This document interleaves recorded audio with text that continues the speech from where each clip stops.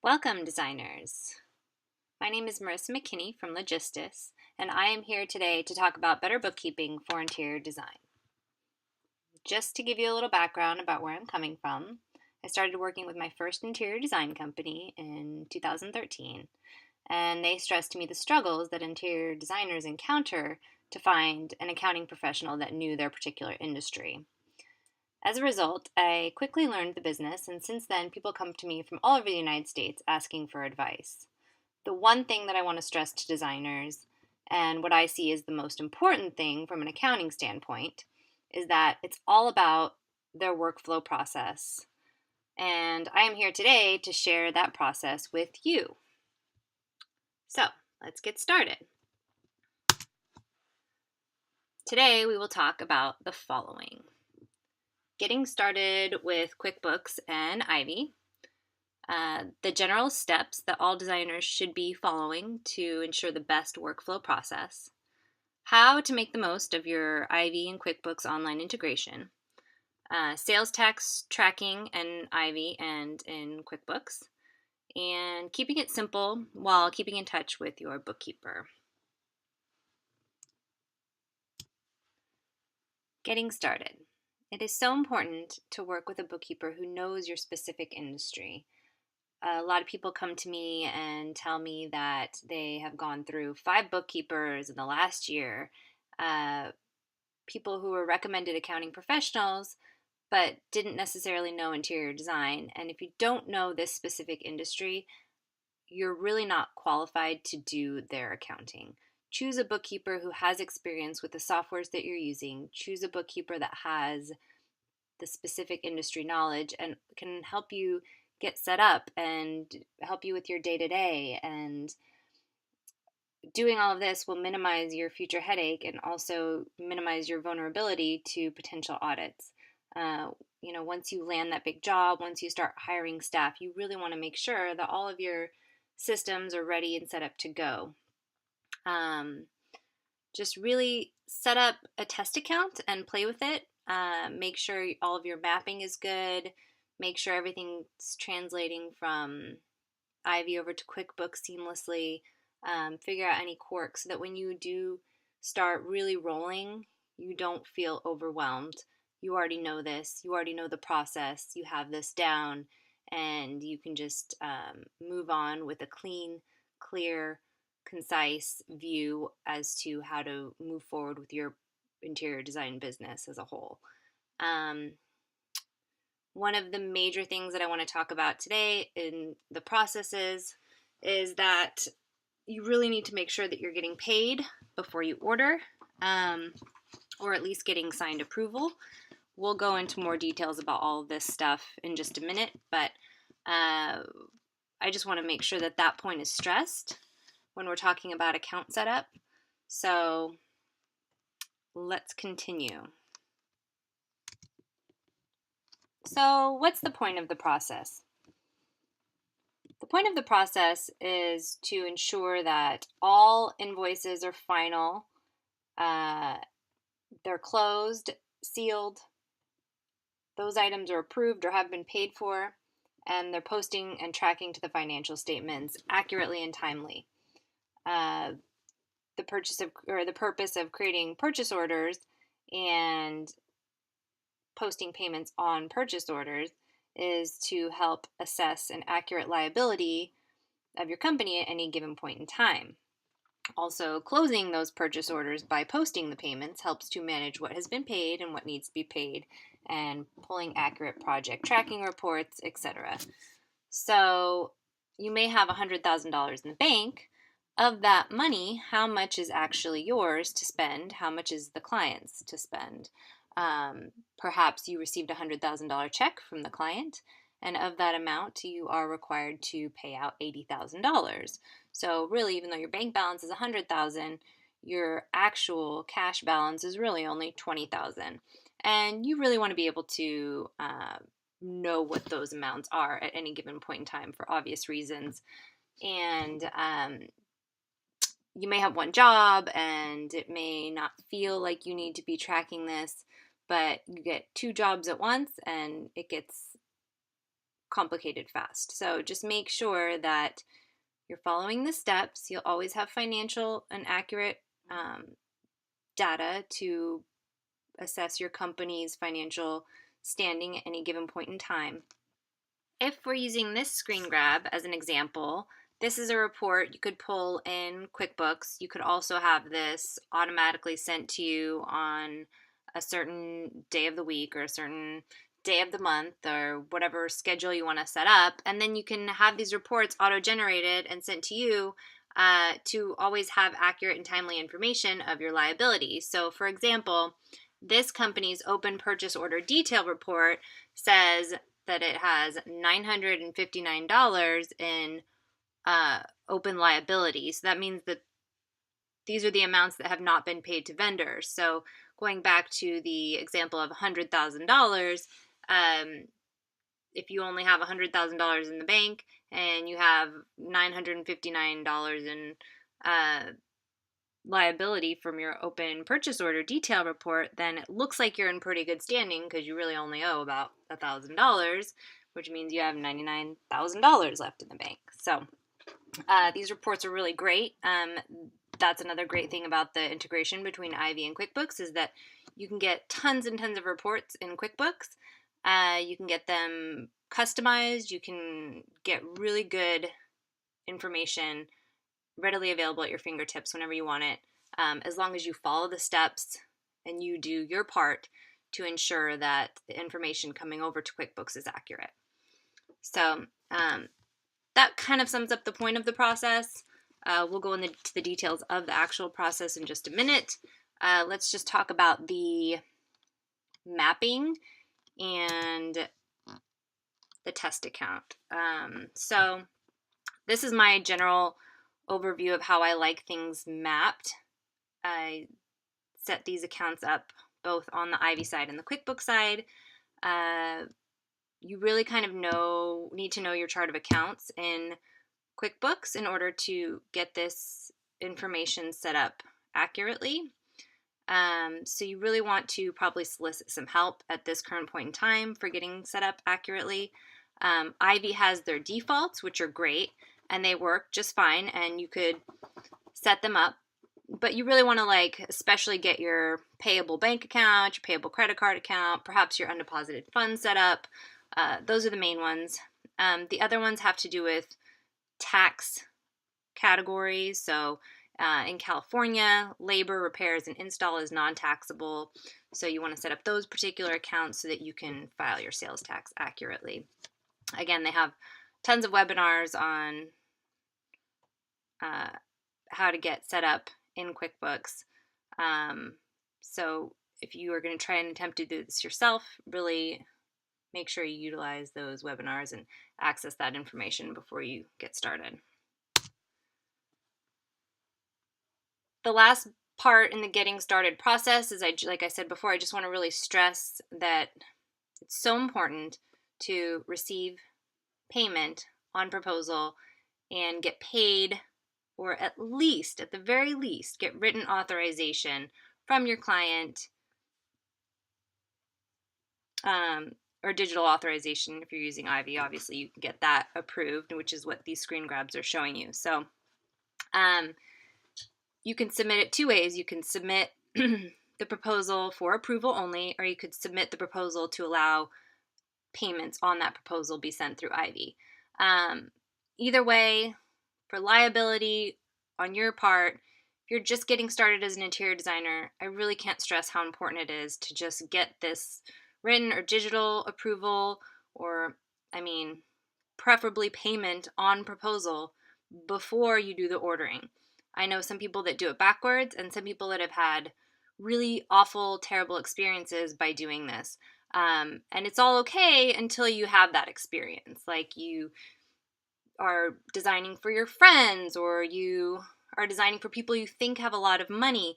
A person could have $1 billion and then all of a sudden get a divorce, and now you are left with a freeze on their funds and potentially lots and lots and lots of money out of your own pocket having been paid because you didn't receive that payment on proposal. So I encourage you all to just really make sure that you're receiving payment on proposal, and at the very least, if you're not doing that, get consent, get approval through Ivy, get written consent, do something to ensure that you are protected if it ever has to go down that path. Okay, here we go. The meat and potatoes. To ensure the best working relationship between you and your bookkeeper, follow these steps every time on time. Designers create items and proposals. The client pays and the payment is applied to the proposal. Immediately after the payment is applied to the proposal, an invoice is created. And immediately after an invoice is created, the purchase orders are created. Once you get to the ordering process, you apply the vendor payment to the purchase order at the exact moment that you do the ordering. And if everything, again, is done in sequence and correctly, all financial reports should be accurate and in real time. So let's run through what this looks like in the process. And as we mentioned during the getting started slide, I suggest setting up a test account. So you can practice these steps in your test account. And of course, you're going to practice them for every actual real client that you have. But I'll show you in a test account so you guys can set one up in your own Ivy account and you can play with it that way. So, test account. I set up a project called Test, and within this project, I created a proposal. So, once we've sent out this proposal, and I'll create another one just so you guys can see it. I'm just going to put something in there. It could be whatever. The cost is going to be $200. My markup is going to be $10. Let's throw some shipping in there, $10. And then I'm going to save the proposal or save and send if I'm actually going to send it to a client. So I am going to allow the client to put a deposit on this proposal. So I'm going to click this, which means that the client can pay this proposal once they receive it via email. And I, however, do not want to pay the credit card transaction fee, so I will charge the client transaction fee to the client. And then I'm going to send it off. So, if my client sends me a check and they don't pay me through Ivy, then I'm going to record a payment. The check number that the client gave me was number 1100, and the amount was for the exact amount of the proposal that I sent. So now that I've received the client payment, I'm applying the client payment to the proposal. Once the client payment is applied to the proposal, immediately after, I go to generating an invoice. So we want to recognize this money received from the client as income. And if you just post the payment on the proposal, it's not going to recognize the money received by the client as income on your financial statements unless you post it to an invoice. So we're going to start the invoice, which is really simple because all this information is just tracking over, including the payment that has been applied to the proposal. I'm going to simply save this. And you'll see that the balance is 0 because we had already applied the payment to the proposal. So now if you look at their invoices, you'll see that their balance is 0 right here. And then if you go ahead and create the invoice, you need to create the purchase order immediately after. So we're going to go ahead and create the purchase orders.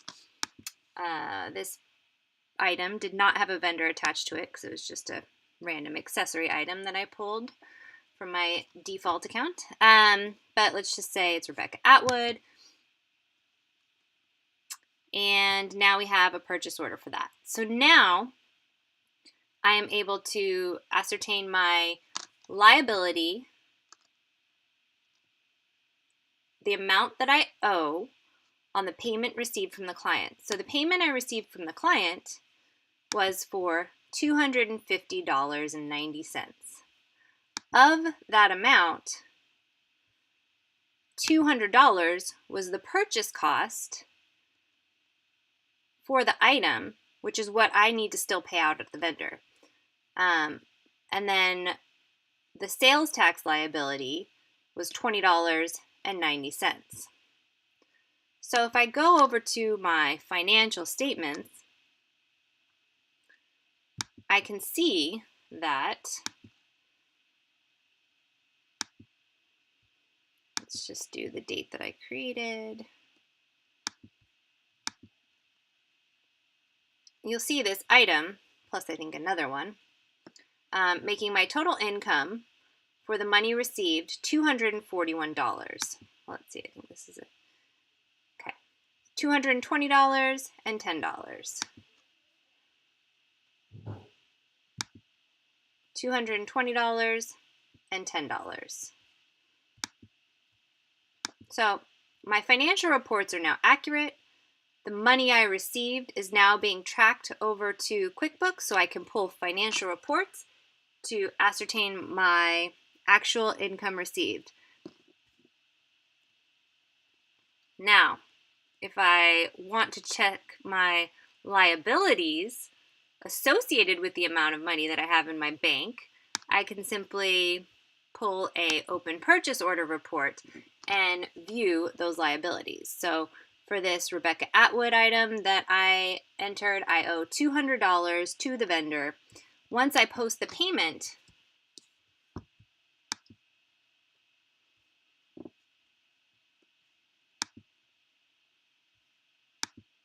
to this vendor. So right now I'm going ahead and I'm about to order something, and then I go to look at the vendor invoice. I make sure that the vendor invoice is exactly what I'm paying, and I paid this with my credit card. I'm just going to put my initials in and the date. And this is the exact amount that the vendor charged me. And I know that this is the exact amount that the vendor charged me because I'm looking at the vendor receipt right now. So then I go to create the payment. And now my purchase order report will be less. So now my liability is reduced because that item was removed. So now I know what my income was, I know what my liabilities were, and I also have an accurate sales tax report that I can pull too. And I'd like to run through each of the steps again and also discuss some common situations that occur and how to handle those while going through the steps. So we'll start again with, of course, creating proposals. Let's go ahead back to our test account. We're going to create a new proposal. And we're going to be selling, what are we going to sell today? Mid-century art, West Elm item. There we go. My markup is going to be 30%. My shipping is going to be $25, and the item is taxable. I'm going to save this proposal. I could save and send it to my client if I'm ready to do that. Let's just say I sent it to the client and the client has sent me back a check. So what I'm going to do is receive payment on this proposal because the client has now approved this. They've sent me a check, and I'm going to record this client payment.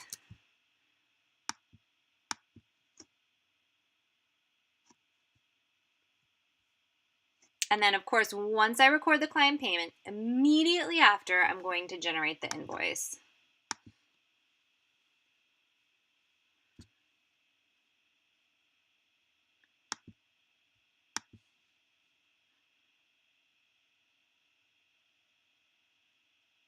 So I have this invoice. The balance is 0 because we've already applied the client payment to the proposal.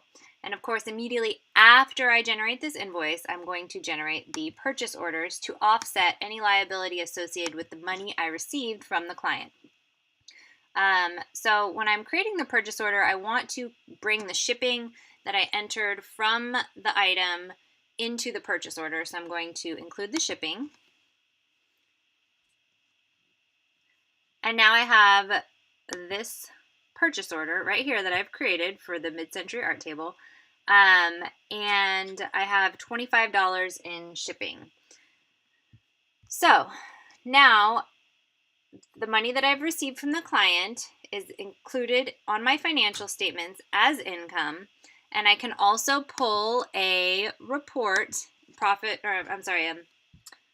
purchase order report in QuickBooks to show let's see what purchase order number is this.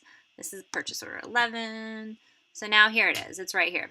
There's the table, and here is the shipping for the table. So because I haven't posted the payment to the purchase order, I haven't posted the vendor payment to the purchase order, it's going to show up on the open purchase order report. So that's my liability right there. So now I want to go ahead and order the actual table to reduce my liability, get that off of the open purchase order report.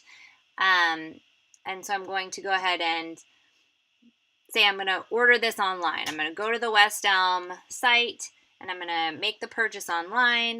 And when I go to receive, or when I receive the email confirmation from West Elm, I'm going to look at that receipt and I'm going to record my payment. Let's just say I paid with a credit card. Now I'm looking at the West Elm receipt and I'm looking at the purchase order in Ivy, and I'm noticing that West Elm didn't charge me $25 for shipping. They charged me $30 for shipping. So I can't post this amount because that's incorrect. And I can't post a different amount because that just won't work. So my only solution to this is to change the actual cost of the purchase order. So now I have to figure out whether the vendor charged me too much for shipping, or whether I'm going to go back and bill the client more for shipping, or whether I'm going to eat that cost. My choice in this particular situation is that I don't think the vendor messed up on the shipping cost. And I don't want to eat the cost, so I'm going to go back and I'm going to bill the client for the additional cost, which means I have to change the purchase order to match exactly what the vendor receipt was. So the vendor charged me $399 for the item and $30 for shipping. They have my resale license on file, so I never had to pay tax to the vendor for this item. So now I'm just going to save this purchase order. And now I can accurately post the payment to the proposal, I can post the vendor payment to the purchase order, to get really descriptive with my verbiage.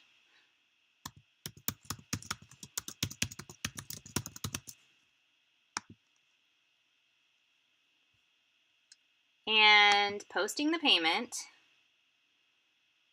create bill and post payment. So a lot of people ask me what they're supposed to click here. It's create bill and post payment. This option will probably change in the near future, but for now you want to create the bill and the payment. Actually, I'm going to record this payment because I don't want to make a payment through Ivy right now. So I'm just going to say I paid it with my credit card. The exact amount that's going to hit my credit card statement is $429. I'm going to put my initials in here and I'm going to put the date, create the bill and the payment, and I'm going to post the payment. Done. Okay, so now I'm going to go back to my purchase order report. See, it was purchase order 10011. And it should now be removed from my liability because it's essentially saying that I've already paid for this item, I've posted the payment to the purchase order, and that particular purchase order is now off of my liability report. So now I've decided I wanted to go back and bill the client that extra $5 for shipping. But I don't really want to send them an invoice for $5 because that just seems ridiculous when you're dealing with a $100,000 job or something. So since the job is kind of ongoing, I'm going to go ahead and I'm going to create an additional proposal for like a running reimbursable expense tracking proposal. The reason that I'm not going back and editing the invoice is because I never, ever, ever, ever, ever, ever, ever want to edit an invoice. I avoid editing an invoice at all costs. Once you apply that payment to the invoice, it should be final. There should be no changes made to that invoice unless you absolutely have to. So once you've created that invoice and well, first of all, if you make one change, it may mess up your sync to QuickBooks. That's one reason. But the other reason is because you shouldn't edit invoices once you've received payment or once you've received approval on that particular item. So if you send a client a proposal, they approve the items on the proposal, they send payment, and then you're creating the invoice from that. If you alter the invoice, you're altering what they've approved or what they've sent payment on. So you don't want to do that. It's not good practice across many means. Avoid it at all costs. If you don't have to change the invoice, don't change the invoice. There are other ways. So if I want to add additional shipping costs to a particular item, what I would do is I would start a new proposal. I think I've already started one here. Running reimbursables right here. I have not converted this to an invoice because I haven't yet to send it to the client. So I'm going to add that additional shipping cost. And you can edit a proposal as much as you want. A proposal is your working document. You can put stuff on and take stuff off, but when you finally get to the invoice, that's when you don't make the changes. So feel free to go crazy with the proposals and making changes and doing whatever you need to do for the proposals. But once you turn it into an invoice, that's where you need to make sure that it's totally final. The only particular situation where you should be editing an invoice is if you have to return something to the client, or if you ordered something and then the vendor for some reason said it was no longer available. Those are particular situations where you may need to edit the invoice. But again, even if you can avoid not editing the invoice and just adding that as a credit item somewhere, that's an even better way to do it. There's a few ways to do it, but I just want to leave that as being stated.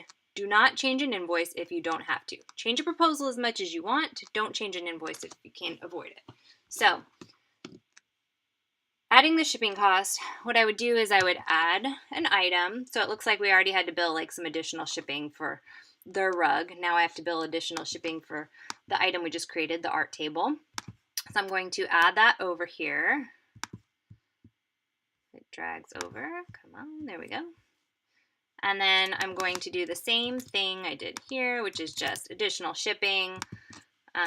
Let's just say the additional shipping was $5. Okay, it's not taxable, and I'm going to save that. So I have this running reimbursable proposal that I can send to the client at any current point in time to try and get those funds. So say our additional shipping cost wasn't $5 or $10, it was $400, and I want to recover those funds right away. I can send this proposal at any point in time, whatever you feel like you want to send this, or the job is coming to a close and you want to send it then. That's fine. This is just one way that you can do it when you have a particular item that you found out that the vendor charged you more for. So this is a way to kind of recover costs back from your client for those particular items without having to alter an invoice. So now everything's done in sequence. It's done correctly. All the financial reports should be accurate and in real time. We're going to run through the steps yet again, and this time we are going to discuss what to do when a client pays multiple proposals, or you have to record multiple payments to a vendor during these steps. So we'll cover those two topics in this round of going through the steps. So first step, again, creating the proposal. Let's go ahead and do that. I'm going to create 2 proposals this time because I want you to see how a payment is applied to multiple proposals via one check from the client. So markup 500%. I guess we all would probably wish that. Shipping is 10. Save.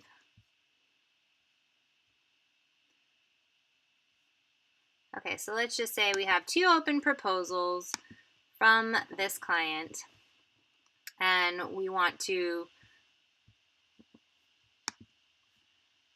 apply one client payment to multiple proposals.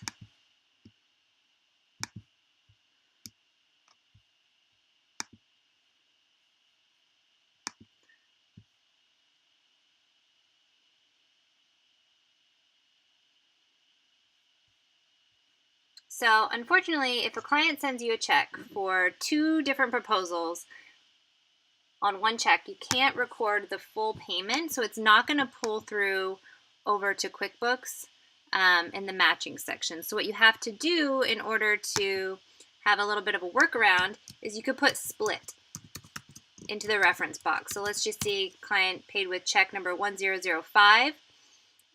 But we had to split these payments up, so we're going to let our bookkeeper know that we had to split them up by writing split into the reference number. So create the payment on this.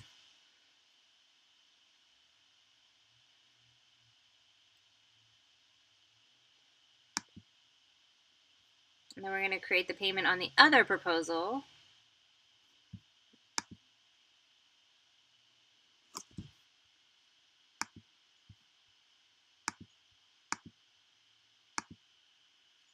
So we're going to write split again.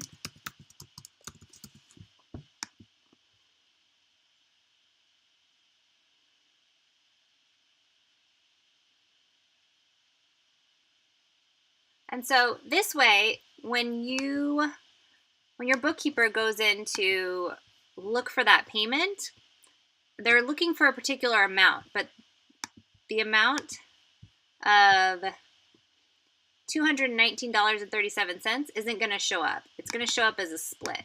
But your bookkeeper will be able to see this information and be able to figure it out because it's the same payment date, it's the same check. So this will help you correspond to your bookkeeper and relay this information when they're trying to make the deposit. So now that we've created the proposals, we are going to, of course, create the invoices immediately after. So let's see, start invoice, and then we create the purchase orders. So creating the invoice and then creating the purchase orders. And it doesn't matter if you don't get to the purchasing part, for another month or so, that's fine. Your liability is the same. So you want to go ahead and you want to create those purchase orders. Oh wait, I just did this one.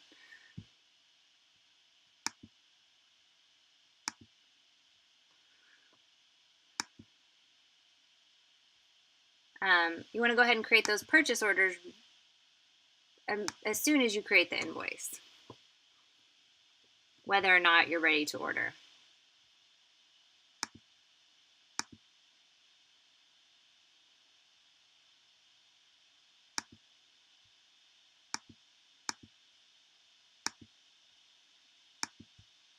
Okay, no shipping was associated with those 2.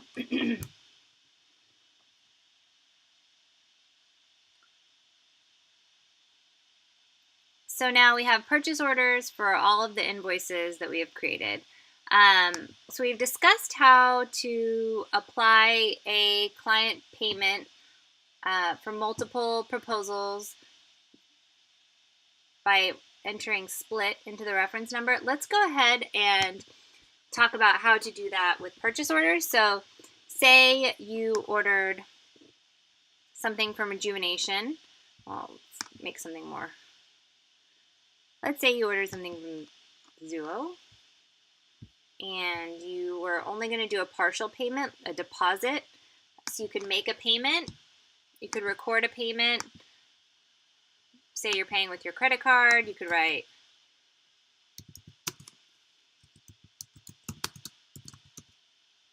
even 50% deposit.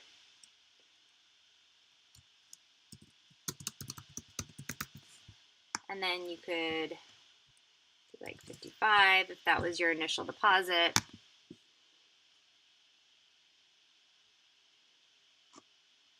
And then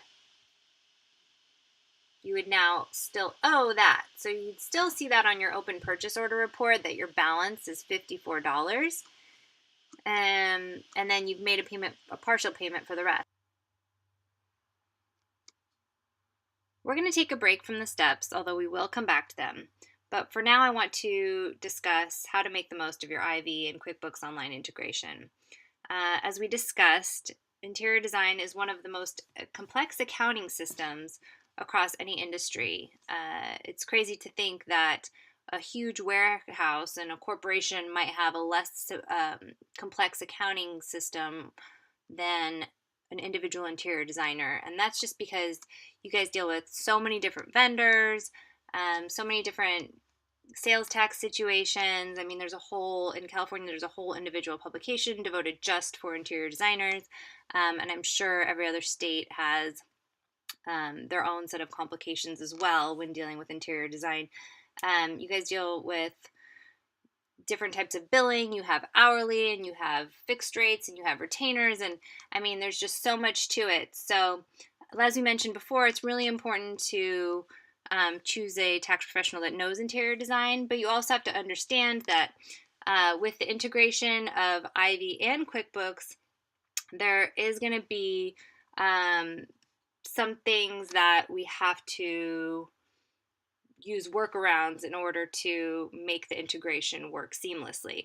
We showed you a few. So one of the ones would be that when a client pays with one check and Ivy doesn't let you record one payment for two proposals, there's a workaround. It's a simple workaround. You just put split in the reference number, and if your bookkeeper knows what they're doing, it's a simple way to talk to them without ever having to go into QuickBooks. So there are things like that, certain situations, certain workarounds. I'd like to discuss some of the most common ones, such as refunds and tax paid purchases. Before in our tutorials for the steps, we discussed not altering an invoice. Again, just don't ever do it. So since QuickBooks does have limitations in its functionality, such as not being able to create negative purchase orders or multiple payments on a purchase order without closing it out and copying it to a bill, you would need to make Ivy work in a way that, again, you can talk to your bookkeeper while still having accurate information when you're looking at your overall numbers. So let's discuss refunds and how they're handled, because if you're trying to put in a refund into Ivy, if you're trying to put in a refund into Ivy, multiple amounts will not go over into QuickBooks. So you can't purchase something at its full cost and then add a refund and then expect QuickBooks to pick up those two different amounts, which means it's not going to match your bank statement, which means your bookkeeper might have questions. So the way that I've found to be the best way to do a workaround on this would be to actually create a product. Create a service that is a refund and a return, and then just add that individual line item to your purchase order, and you kind of do it that way. So let's just say we ordered this charm wool rug, and it had a stain on it, and you didn't think that anybody would ever notice the difference, and you ended up getting it fixed on the side, or you had some magic carpet cleaner that got it out, but the vendor actually decided to give you a refund. So we're not passing this refund on to the client because the client's getting the rug in perfect condition, but we still are getting a refund on this order from the vendor. And so the vendor's not going to charge us the full amount. The vendor is going to issue us a refund, but we've already paid for the item. So let's see. Let's go. Purchase order. So we have this item that this purchase order that we've created from the item, and we haven't posted a payment on it. But let's just say we purchased the item.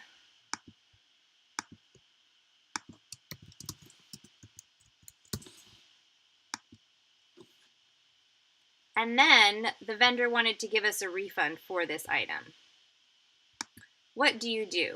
You can't just put in that credit because the amount that you paid will have been more than the actual amount of the purchase order. So what you have to do is you have to create maybe a refund item. So I put this into services, and I did it as a service because I can map it over to its own account in QuickBooks by doing it this way. So I'm just going to say that because there was a stain on the rug, the vendor decided to issue us a $100 credit on the order. So now if I change this amount, and I've already posted payment, it won't let me save because the PO has already been paid, and therefore you can't reduce the balance. Okay, so what do? Well, I need to go ahead and I need to edit the original cost of the item. So I would delete this payment, and then I would edit the purchase order, and then I'd add in the refund.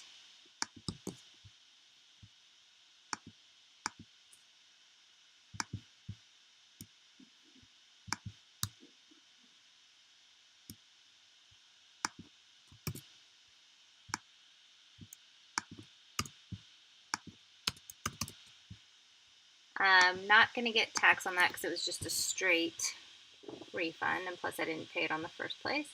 And then you would save the purchase order, and then you would repost the payment.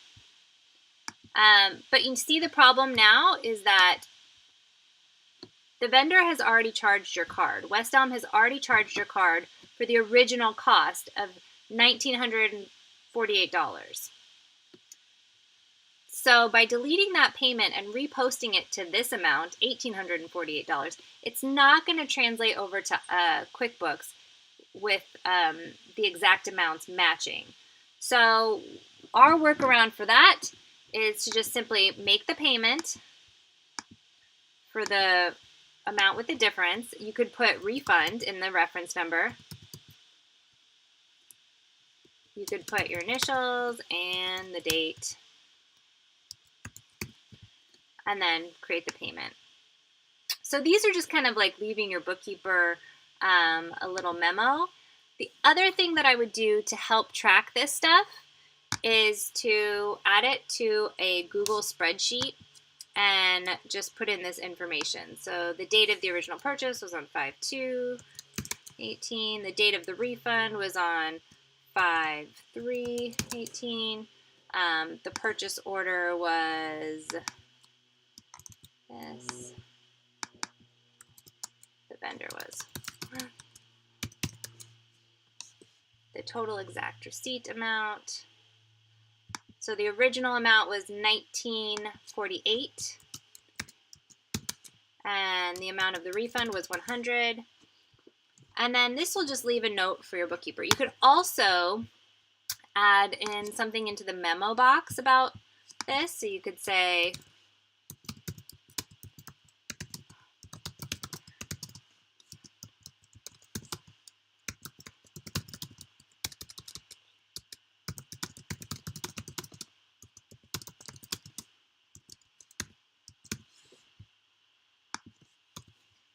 something like that. You can leave yourself as many notes as possible. It's always good to have a nice note to reference back about certain things. So when you see this coming over, this payment, you will see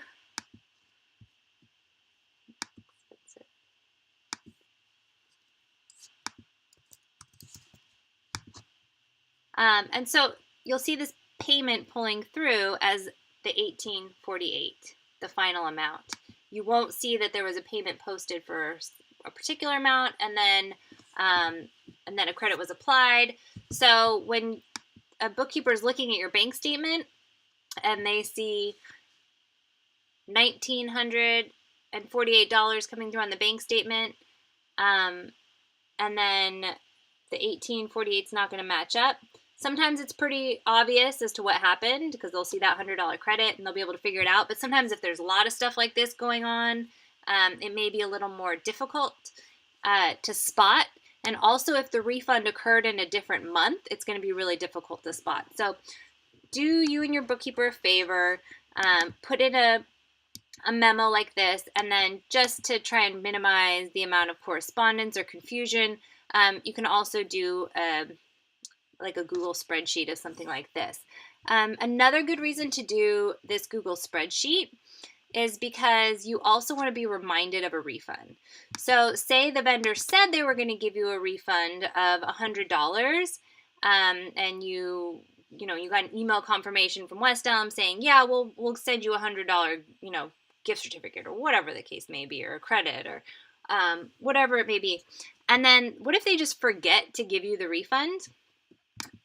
This Google Doc will also help kind of remind you that that's the case. So if we never see that $100 credit coming through on the account, then we'll be alerted to the fact that, you're still missing some money. Somebody still owes you some money. So that's one particular situation. Another one is the tax paid purchases. So let's just start talking about sales tax and then we can talk about how to account for that. It's very similar to how I would do the refunds, but Ivy actually allows for that setup. So let's just dive into it and you'll see. Okay, moving on to sales tax tracking in Ivy and QuickBooks. Unfortunately, I can't discuss this as a whole without getting into what accrual-based accounting really is. So there's two different types of accounting. There's a cash-based accounting and accrual-based accounting. Basically, most people report on the cash-based accounting. But a lot of the reports that you'd want generated most accurately are pulled off of the accrual-based accounting and interior design. So a lot of systems are set up to pull accrual reports, meaning if you generate an invoice, it's counting that invoice as income under the accrual-based accounting, and it's pulling through on your Ivy sales tax report, and it's pulling through on your QuickBooks sales tax report, and there's potential for your P&L to have unapplied income, etc., etc. Basically, in accrual accounting, anytime you create an invoice, that invoice is being counted as if the money had been received, whether or not you've actually received the money from the clients. And since most people file on the cash basis, it's really important to make sure that those reports are almost always the same. Your cash and your accrual reports should pretty much always be the same. And the way that you make that work is by always following the steps. If you always follow the steps, your cash-based reports and your accrual-based reports in accounting are going to be almost exactly the same, which is good when you're dealing with sales tax and you're dealing with income tax and things like that. You want those reports to have as little difference as possible. So if that's too complicated of an idea, just remember, follow the steps and you don't have to worry about the difference between cash-based accounting and accrual-based accounting. Those steps were developed in order to make those numbers match and to avoid you from having to think too much about this. The next thing I want to talk about is just knowing your state sales tax laws. What's taxable, what's not taxable. Services. Some states have taxable services, and some states have taxable shipping. Some states don't have any tax. Just know your laws, and if you're ever in doubt, you can always give them a call. I'm sure they'd be more than willing to give you advice or direct you on how best to calculate that, but definitely know your laws, because at the end of the day, if you don't collect sales tax on something that's due and you try and go back and bill a client for some sales tax that wasn't billed on an invoice a year ago, it's highly likely that they're going to pay that, but it is highly likely that you will be liable to pay that. So, know your state laws, contact someone that does if you're unsure, and just make sure when you're generating your items, you know those particular nuances that are embedded in your state laws. So now let's go into tax paid purchases and how to account for those in Ivy. First of all, as we've discussed, tax paid purchases. You should never pay tax to the vendor, ever, ever. In the event that you don't have a choice and you are forced to pay tax to a vendor, there are a couple ways that you can record this tax paid purchase in Ivy. So we'll go into how to go about doing that. All right. So Ivy has a way of tracking sales tax paid to vendor, but it only works if you're buying and selling items in the same tax location. Ivy is able to track taxable sales wonderfully, but if you need to calculate the total sales with exact deductions, you should probably keep a separate spreadsheet of these tax paid purchases like we have here.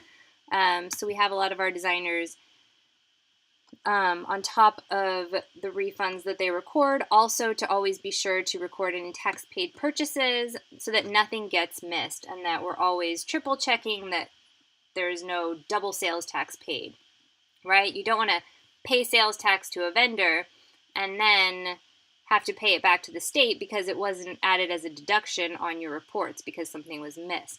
So, in order to just be extra safe and careful, we've developed this spreadsheet that I suggest you use in order to track any tax paid purchases. So let's talk about sales tax tracking in Ivy and its capabilities now and what they're working on in the future. So as we just discussed, Ivy does have the capability to mark an item that you're purchasing as taxable as long as it's within the same tax location that you're buying and selling.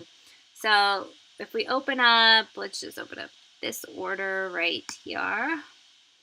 And let's just say we purchased this West Elm accessory in the store and we ended up paying tax on it. What we could do is we could mark this item as taxable. So we're in the purchase order right now. This is the purchase side of things. And you're going to mark the item as taxable, which means that you are paying this particular tax to the vendor. Now, this is great because it's going to calculate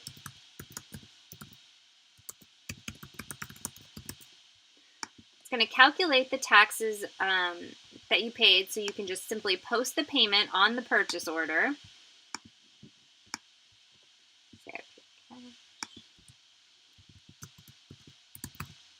You could even put, if you wanted to,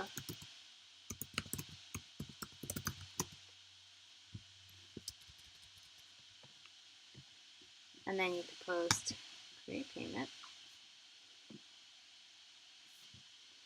And now that's going to come across beautifully when you are trying to match transactions coming from your bank statement in QuickBooks. However, the only limitation to this is that it's not going to show up as an offset to your tax liability account in QuickBooks. So one feature that I prefer, even though they have this capability right now, is to go ahead and set up a product like you did for the refunds. Or I'm sorry, I keep saying product when I mean you want to set this up as a service so you can map it to the other category right here. So set this up as a service, right? Tax paid.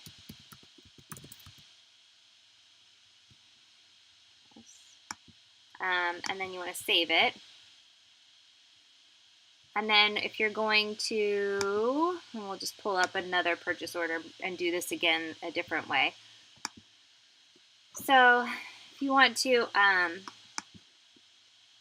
look at this purchase order and act as if the vendor charged you tax, you're paying tax, then you could add in that particular service as an item.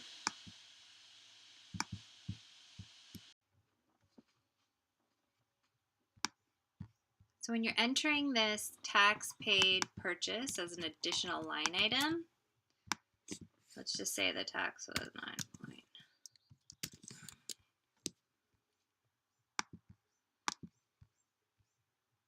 Then you can post the payment with the correct amount.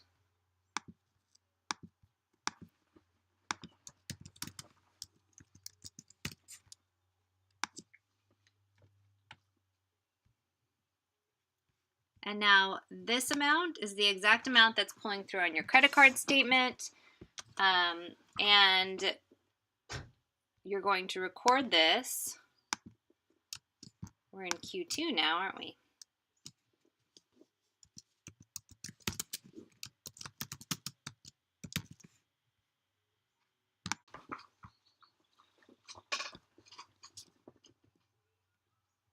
We're adding the tax paid purchase as a separate line item instead of just checking this box right here.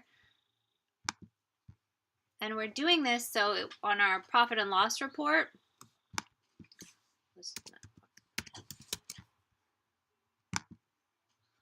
we'll see this broken out as another line item. So you can make the payment, and the payment is going to be exactly what you paid the vendor.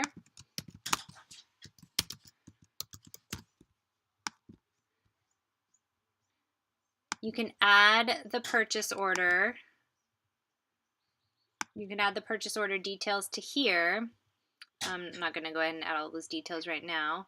And then you'll see when you pull a sales tax report, so this is your sales tax liability report, you'll see that this particular West Elm invoice for the item that we just posted the payment for. So here we go. We got purchase orders. We just posted the payment with taxes paid on this. Tax paid purchase.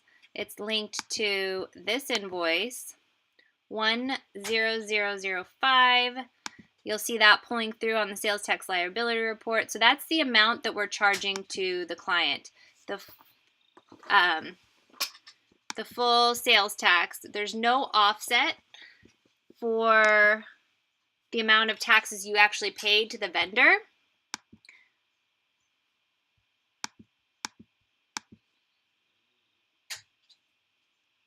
So that's why it's good to keep a separate log here about the taxes you paid to the vendor in order to get accurate deductions when you're filing your taxes. So if we go to the reports and we pull a profit and loss for all dates, we'll see that in other purchases, there's this tax paid purchase right here.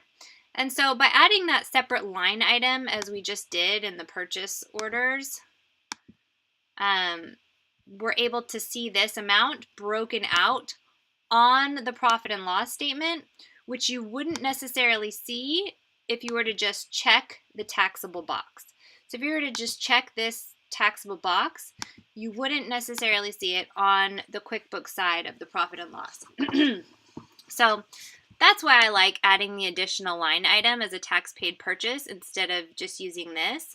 But, you know, lots of people like this because if it's a smaller amount and they're not charging tax to their client, then they can just do this and call it a day.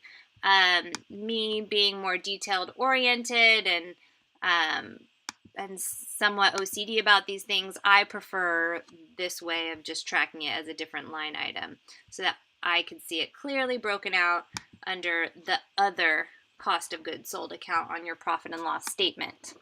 If you guys all want to just take a screen grab of this right here, this is kind of how you would set up your tax paid purchase items in QuickBooks and in Ivy, and then as long as it's set up correctly from the start with your mapping over to QuickBooks, it'll come up in your QuickBooks profit and loss report as a nice, clean, separate account.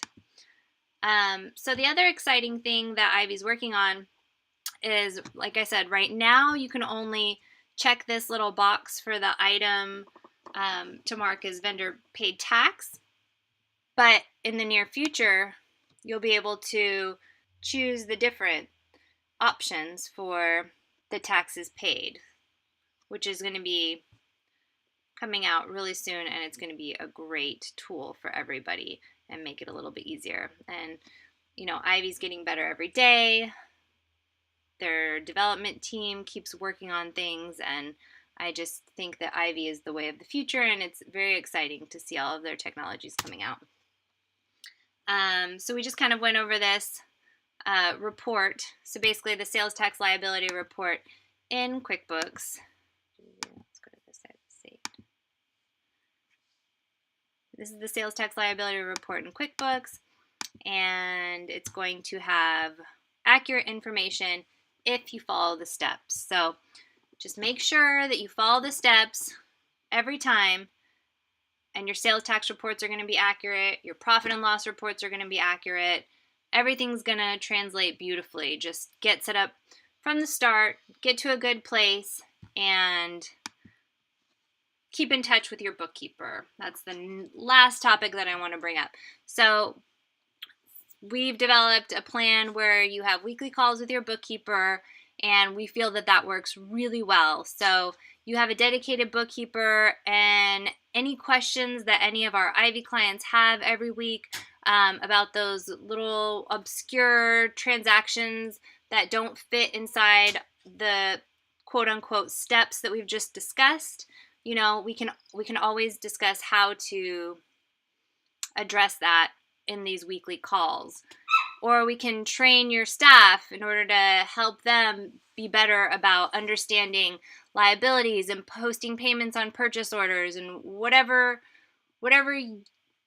the designer needs is what your bookkeeper should be helping out with. So you should really have a great relationship with your bookkeeper, and you should really keep in touch with them and make sure you guys are working side by side, because like I said, interior design is a complicated accounting process, and you want to make sure that you are working with somebody that is going to give you the help that you need and the correct help that you need, and not just the way that they know how to do it, which sometimes happens.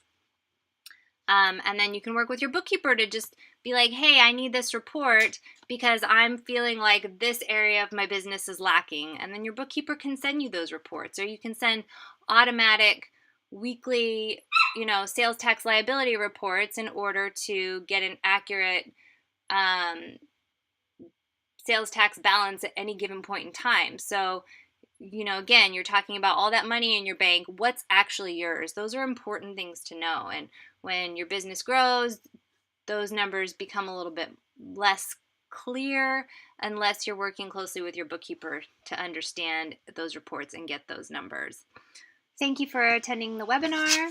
It has been my pleasure to share this information with you and all the things that I have learned in my time in accounting and interior design. Please know we are always here to help you with any questions you have, the setup process, or train you on the steps. Just reach out to us. You can visit us on our websites or give us a call. Have a great afternoon, and thanks again for listening.